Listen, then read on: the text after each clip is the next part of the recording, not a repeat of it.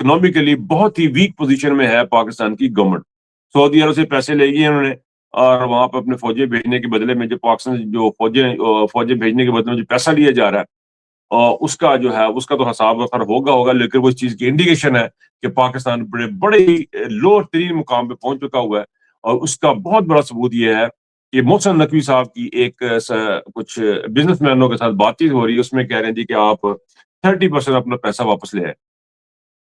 देखिए इकोनॉमिक सूरत हाल की पोजीशन ये है, आखिर में दो चार लफ्ज कहूंगा।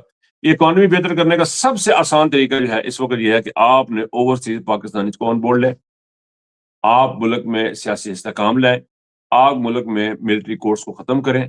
आपने जो फस्तायत और जो सफाकी आसम नींद ने पाकिस्तान के अंदर फैलाई है, जो शुरू की है, उसका खात्मा करें। आपको लोगों को पीले करने की जरूरत नहीं पड़ेगी, बताने की जरूरत नहीं पड़ेगी कि प्लीज खुदा का वास्ता थोड़े से पैसे ले आए, थोड़े से पैसे ले आए।